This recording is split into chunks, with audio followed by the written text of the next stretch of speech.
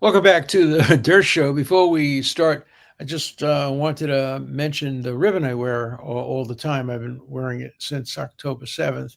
It's a ribbon that signifies concern for the hostages that are being held by Hamas and obviously by Iran. Iran tells Hamas what to do. In Australia, a tennis player was participating in a major tournament, and she came in with this little tiny ribbon on her tennis outfit, and they banned it. They made her take it off, but she didn't tell anybody. She just put it in the back of her hair and used it as a kind of beret. And so, but the idea that you would ban a ribbon, I just don't believe that's appropriate. It's not a political symbol; it's a human symbol. In any event, Biden said today that he's still considering preemptive pardons. He's not sure. He'll decide. He has another, week and a half to decide whether he'll do preemptive pardons. Um, Preemptive pardons are lawful. They're legal. You can pardon somebody for anything that they have done. You can't pardon them for things that they will do in the future. And of course, once they're pardoned, they lose their Fifth Amendment right to refuse to testify so that they can be called in front of Congress, and they don't have a Fifth Amendment right. So I don't know whether or not Biden is going to do it. He's already, violated his oath. I don't mean his oath of office. He promised he wouldn't pardon his son. Now, I would have pardoned my son. Elon, don't do anything bad, but if you do anything bad, if I get the chance to be president, I'll pardon you. You can count on it. Of course, fathers are going to pardon sons. Biden's sin was not pardoning his son, but telling the American public that he wouldn't pardon his son. You say one thing before the election, you say another thing after the election. That's the way politics works in America, unfortunately.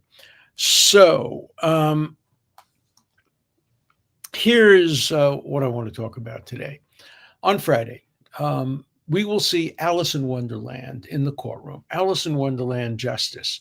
In Alice in Wonderland justice, the punishment comes first.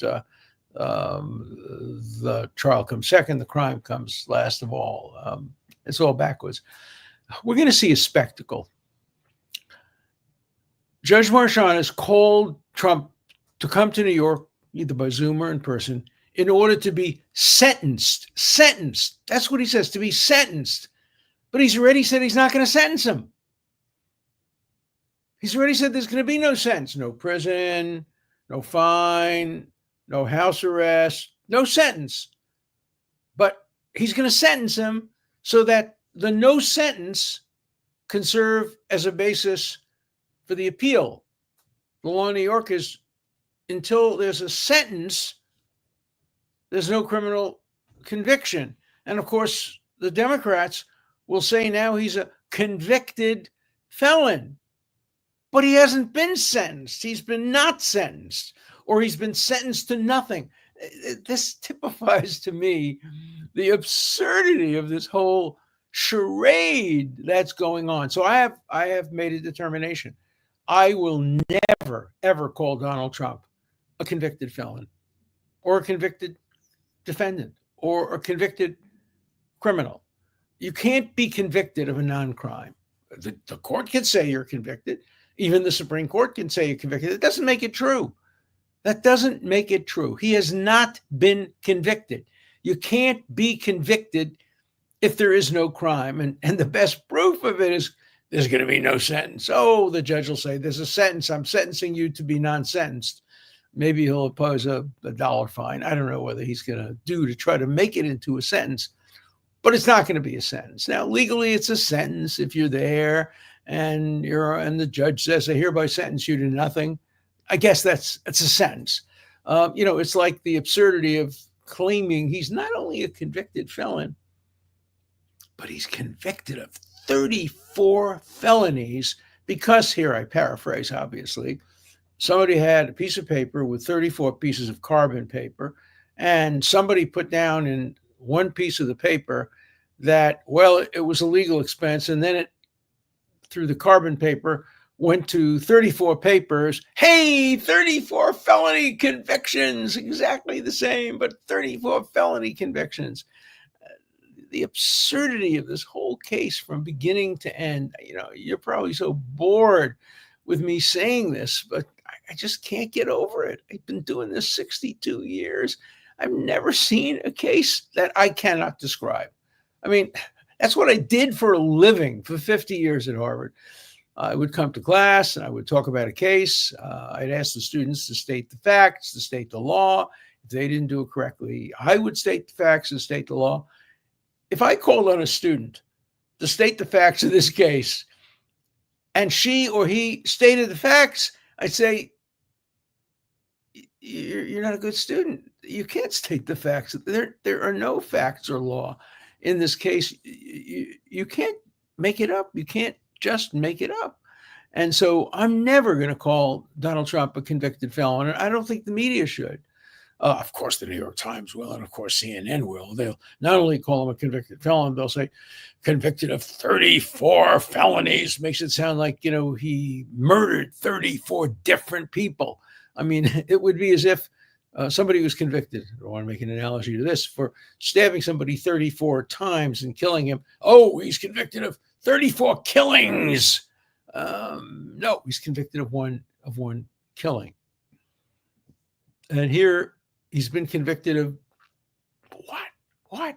Don't know. I still don't know. I wish somebody would, from the prosecution's office, preferably Alvin Bragg, would get on television and say, let me explain to the American public what he's been convicted. Let me explain it.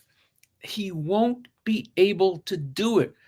As I said in one of my earlier shows, when I met with Donald Trump on Saturday night, he asked me, I was going to be making a speech, and he wanted to come. So he asked me how long my speech was going to be, because he didn't want to go there the whole time. He was having dinner with the Prime Minister of Italy, but he wanted to come and hear my speech. In fact, I think he left his dessert to listen to my speech and watch the movie, which was very nice of him. I said, oh, you want to know how long my speech is going to be? Well, here's what I'm going to do. I'm going to go through every one of the errors that Judge Marchand made. So we'll be out of there in 4 or 5 hours. I didn't do that, obviously, but if I try to explain the case and try to describe what he's been convicted of, I just couldn't do it. It's the most bizarre thing imaginable. Now, you can explain the other cases.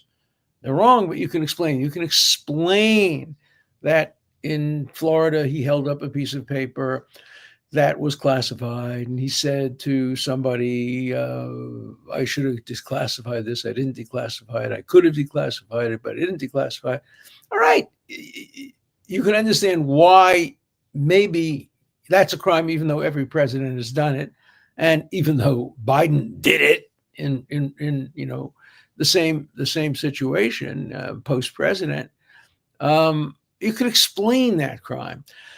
I have a hard time explaining January 6th in Washington, D.C. or January 6th in Fulton County, Georgia, because what they did basically was to create a slate of alternate electors in the event that a recount led to the court saying, no, it wasn't the Democrats who won, it was the Republicans who won. So the Republicans would be ready with a slate of alternate electors so that on January 6th, rather, 2021, they could have presented that slate of electors to the vice president, and that would have been the official slate of electors. If there were no alternate slate of electors, and the court on January 5th came up with a ruling saying, oh, wow, we've looked at this and these votes were improperly counted, or this was unconstitutional. Take for example, Pennsylvania. We know that in Pennsylvania, the governor allowed people to vote and count votes after the polls closed. Now, the legislature said no. The governor overruled the legislature, but the Constitution is very clear that the decision as to how to run presidential elections in every state is up to the state. And so the Supreme Court clearly would have found those votes that were cast after the close of the polls to be unconstitutionally counted. Now, those alone wouldn't have changed the outcome of the election. People say, there were other things that would have, but let's assume that it would have changed the outcome of Pennsylvania. You need alternate electors. That happened in the Tilden Hayes election. That happened in the President Kennedy election with Hawaii, where they had an alternate slate of electors. When I was litigating in Bush versus Gore, that was our plan. That was the idea that constitutional law professors came up with, have alternate electors, because we didn't know until the Supreme Court decided to stop the count in Bush versus Gore. We didn't know who won Florida. 570 votes. What was that? 0.0000000% of the vote determined the outcome of the case, and of course, very disputed because a number of the polls closed early with long lines, mostly in neighborhoods that were very pro Gore. Also, the butterfly ballot, which caused lots of Jewish voters in Palm Beach County to vote for the most anti-Semitic candidate on the ballot, Pat Buchanan, because the hole where you have to punch was opposite Joe Lieberman's name, so people thought they were voting for Joe Lieberman.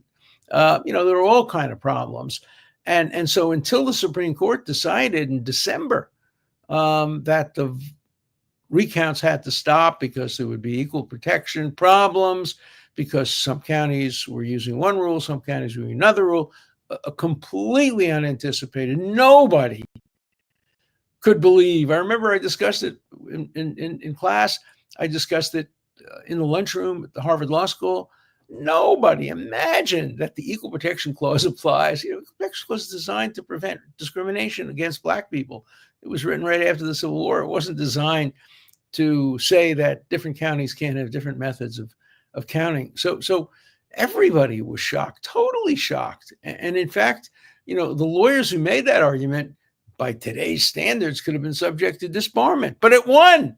It won in the Supreme Court 5-4 with Justice Scalia, who almost never granted stays, granting a stay and saying, no more counting, no more counting.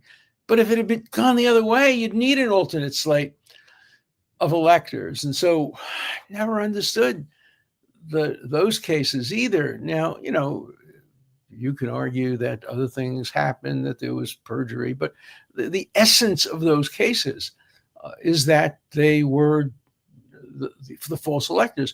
The perjury and forgery all comes up under the rubric of the false electors. If the false electors were not false electors, they were alternate electors, both of those cases crumble and fall. As I said, the only case that could survive any degree of scrutiny is the case involving classified material. But there, talk about equal protection. I mean, nobody's been prosecuted for that. And the idea that Donald Trump gets prosecuted because he showed a piece of paper to somebody when Joe Biden told classified material to his biographer, who is not obviously authorized to receive classified material. So that's why I wrote my book, Get Trump. It's. I wish I could claim credit for that title, Get Trump. That's what this is all about. But I can't claim credit for that title because the title was created by the Attorney General of New York, Letitia James, and by the District Attorney of Manhattan, Alvin Bragg. They said, we're gonna get Trump. So I just borrowed it from them. It became a good seller because the title accurately described what's happening, the threat to civil liberties, due process, and our constitutional rule of law. You can still get that book. You read the book today and you'll see everything I wrote and it came true. Nostradamus. I mean, but I don't get a lot of credit for it. It's obvious. It could be obvious to anybody that this was just an attempt to get Trump. As I said on Hannity last night, the goal of Marchant and the prosecutor in the case was to have one of these hunting trophies. You remember, these hunting trophies where you have the head of the whatever animal you killed, the bear, the whatever, and you hang it up in your living room, the antelope, the deer. They wanted one of those hunting trophies with Donald Trump's head in it, and under it would say convicted felon, convicted felon. Well, I'm not going to use that term. I'm going to use the term convicted non-criminal, convicted non-criminal. I'm going to try to get the Innocence Project involved. They look at false convictions. This guy is innocent. He's just not guilty.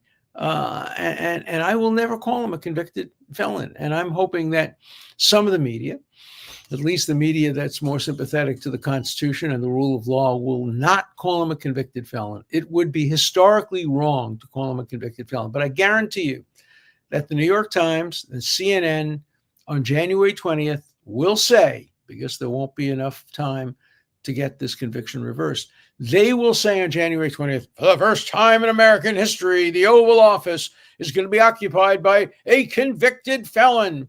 We will see on January 20th, the oath of office taken by a man who's been convicted, who is guilty of 34 different felonies, and he's now the president of the United States. I guarantee you that will be the mantra on CNN and in the New York Times and in other media, just like the media are glorifying the greatest president in American history. Did you know that Jimmy Carter was the greatest president in American history? Did you know that he was much, much better than Lincoln and Roosevelt and all those other second raters? Jimmy Carter was the greatest president. If you don't believe me, listen to CNN. If you don't believe me, listen to MSNBC. If you don't believe me, read the New York Times. He was the greatest president in history. And what he did afterward, banging nails, being on videos, banging nails and doing Habitat, that made him the greatest post president. He did more to destroy American democracy during that period of time. Believe me, there's been much more done since that time. And America's place in the world, almost everything he did after his post-presidency, besides doing religious stuff and humanitarian stuff, but his political stuff was horrible. It will go a long way toward preventing peace in the Middle East. So, but we live in a post-truth society. We live in a world today where truth doesn't matter, where facts are irrelevant, where law is irrelevant, where you can convict somebody, as they convicted Trump, of a non-crime. And the answer you hear on all these television shows, whenever I say it or anybody else says, oh, but a jury of his peers, a jury of his peers, every one of them voted against him, or almost every one of them. It's in Manhattan, probably, other than the District of Columbia, the place with the highest concentration of anti-Trump voters, with an anti-Trump judge who has an anti-Trump daughter who makes a lot of money on being anti-Trump. And that's the conviction, and that's what you're going to say? I don't remember a lot of these liberals saying when a black person was convicted in the South of a civil rights violation, oh, he's a convicted felon. No, they would say he's a civil rights worker. He's a hero.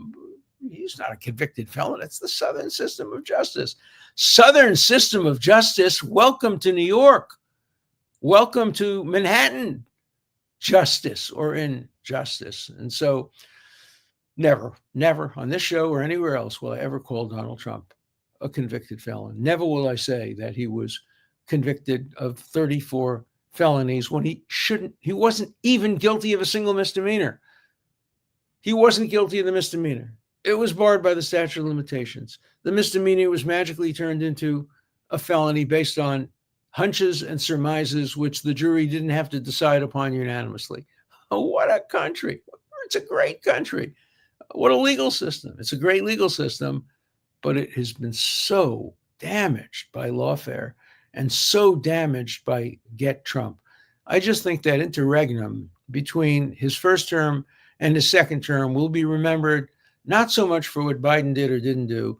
It will be remembered for the introduction of lawfare into American jurisprudence. And that is a real, real disaster. Now let's see what you have to say. Okay.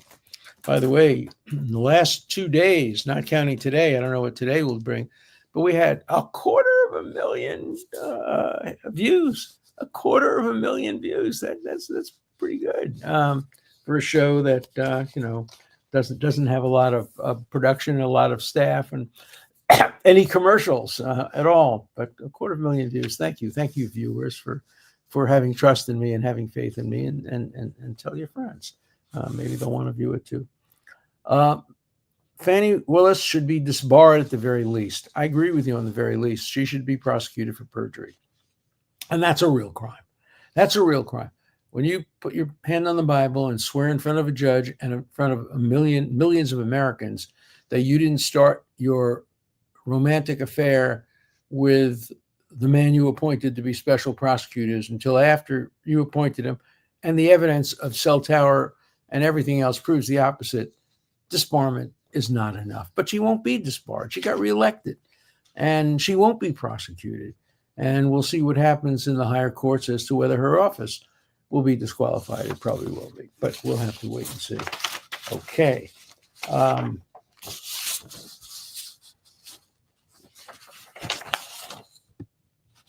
I got a lot of this. I love it, but Dershowitz, 86-year-old person appointed to the Supreme Court for the 2 years. Now, as I told you once before, Jimmy Carter apparently put me on his potential list for SCOTUS, but that was in 1970. That's, long time ago when I was a very young man. 1980? No, 1976, I think, 1976. Yeah, he lost in 1980 to Reagan. So it was 1976.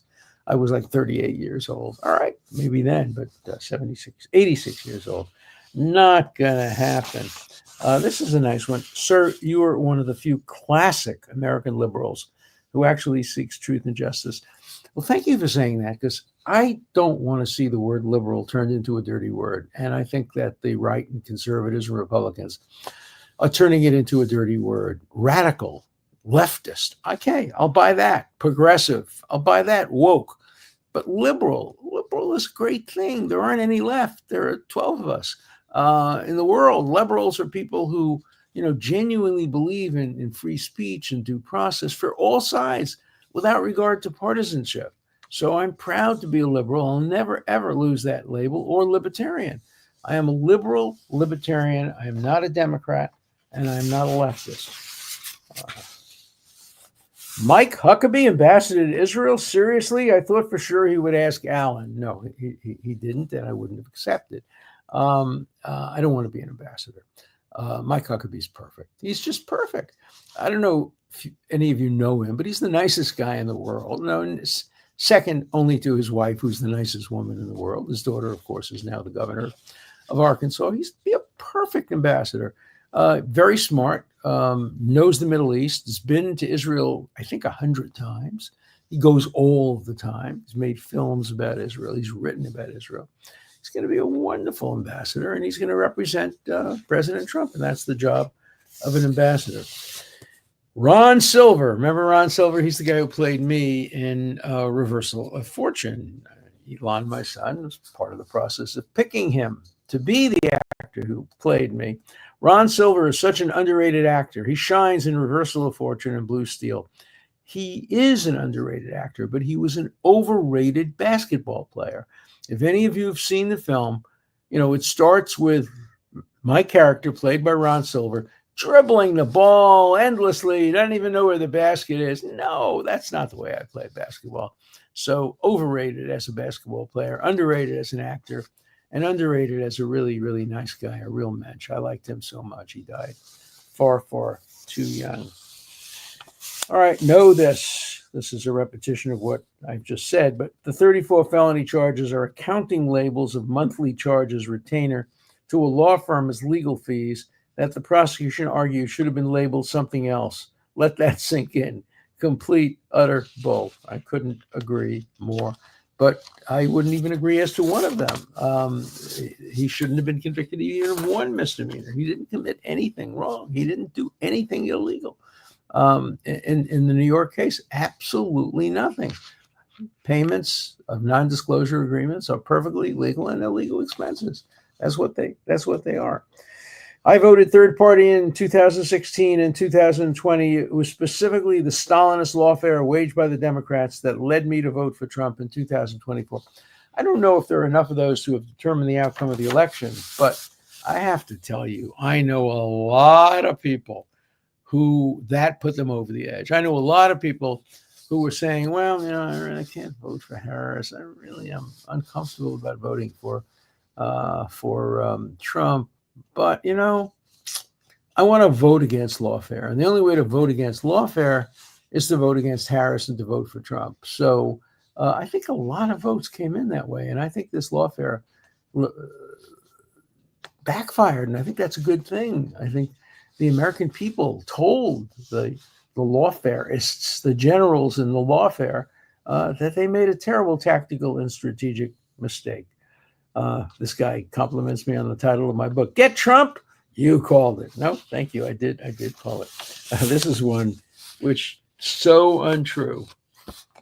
Everybody in America loves Alan Dershowitz. Really? Come to Martha's Vineyard someday. I'll take you to the porch of the Chilmark store. You'll see people going in and getting their groceries and walking around me, making believe they don't see me. And if they see me turning around and turning away, I see it everywhere. As I said once, I was going up to the Chilmark store and a guy came up to me, hey, he started screaming and yelling at me, giving me his finger and telling me what a horrible person I was. And I said, well, all right, I understand how horrible I am, but is it Trump?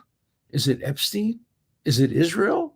And he didn't know what I was saying. He said, it's all of them, all of them, all of them. Yeah, so not everybody in America loves me. And if everybody in America loved me, I'd be really, really worried that I was doing something wrong. Having a good enemies list is really important. And I'm so proud of my enemies list. I'm so proud that I'm hated by the likes of, Noam Chomsky. And I'm even proud that I'm hated now by Larry David. He's turned out to be such a jerk that if he hates me, okay, that's fine. Professor, why are prosecutors even in the business of issuing reports? What a good question that is. How is it their job to do so? As I see it, their job is to decide whether to prosecute cases and where warranted to do so. What law school class covers the writing of these reports? And regardless, isn't it just an opportunity to smear reports? And to do it while protected by privilege. Jack Smith complains about privilege. Oh, the president shouldn't have privilege. But he has a privilege. What he writes in that report is privileged. A lot of it will be defamatory. Some of it, if it were done under oath, would be perjurious. But he's privileged. You can't go after him. He should be privileged. Jack Smith should be privileged. But the president of the United States shouldn't be privileged. Talk about an Alice in Wonderland world. It makes no sense at all. Here's one. Remember I said to the people that I spoke to at the event in Mar-a-Lago on Saturday night, please don't sink to their level. Don't do to them what they did to you. Go after the people who've committed crimes, to be sure, but make sure you do it fairly and equitably and consistently with the biblical admonition, do not recognize faces, low tech here upon him. Do not recognize places. Here's somebody who says, please sink to their level. Pretty please. The temptation is so clear to sink to their level. It's so easy. Well, they did it too. It's like a 5-year-old complaining to his mother for being punished. Well, Johnny did it too, and he didn't get punished. Equal protection goes only so far. So I don't think that's a good argument. I will oppose Republicans for doing anything unconstitutional, illegal, unethical, or improper. They have to be held to a standard. That's the right standard, just like the Democrats have to. Just because the Democrats violated their standard doesn't mean the Republicans are entitled to or should. They don't want to admit they screwed up, so they'll just continue with the case. Disgraceful. You're absolutely right.